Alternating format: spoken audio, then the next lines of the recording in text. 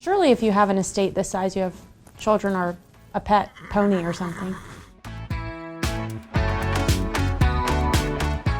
We are looking at Andy Roddick and Brooklyn Decker's Austin estate. It's up for $6 million. It sits on 15 acres and has 5 bedrooms and 6.5 bathrooms.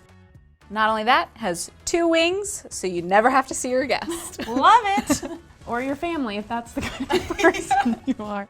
Wow, and Whoa. not near anyone. I guess when it's 15 acres, you get privacy. I guess when you're like a power couple, you just gotta get away. I love the blue. Me too. Yeah, it's I'm nice into to the blue. see some cabinets other than white. It's a pretty blue. I think it's pretty timeless too. What are your thoughts on the marble? I think it's pretty. I think the grain in it is pretty intense, honestly. But if I moved in that house, I'm not gonna complain about it. Right. You know? Love those French doors. Look out onto your sprawling Texas backyard. I'm a big fan of the bookshelves. Me too. Love a built-in. I It'd like be the so fun challenge to of style. styling. Oh my gosh, it's like we sit next to each other every day. All day, every day. The room feels so big and open that it needs some containment, you know? It can't be tamed. I think this room kind of has, and again, not to knock it, but much like the living room, I feel like it's a lot of space and it's not filled out. It doesn't feel that cozy. It's pretty Andy and styled. Brooklyn probably had some They're probably busy. killer rugs Oh yeah, I'm sure. in there, and then those were Moved away. moved away. The wine cellar. Woohoo! Every house should have one. Especially when you're a big celeb. When you're a big celeb, except I say that, but I don't even have a bottle of wine at home right now, I don't think. And definitely not mature enough to fill No. a wine cellar. I don't have a mature enough wallet to be filling a wine cellar. God bless America. Love a little dose of Americana. A little dose. That's a large dose of Americana.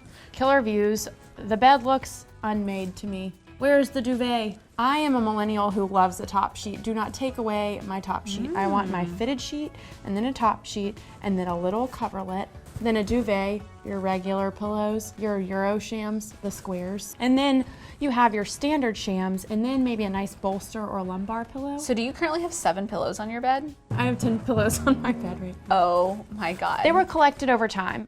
Master bathroom. Did you sit down in that tub? I don't know. I don't know. I'm gonna be honest, I don't know how you get in it, but I assume like once you're a celebrity, you know that kind of thing.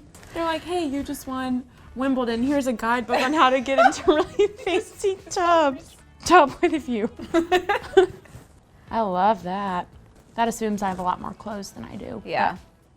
My 7 shirts will look really nice. Each one could have its own little bar. The arrow pointing guests to the exit. Yeah. Please leave. I feel like this house is big enough to host so many guests, and yet the vibe is definitely not. Come, stay a while. Ooh, what is your opinion on sliding barn doors? You really don't get a good slam out of those, do you? Angsty Nope. teens, not welcome. This is not the house for drama. Well, that's not bad for a guest bathroom. No. No complaints I mean, here. I see why they have a problem getting guests to leave.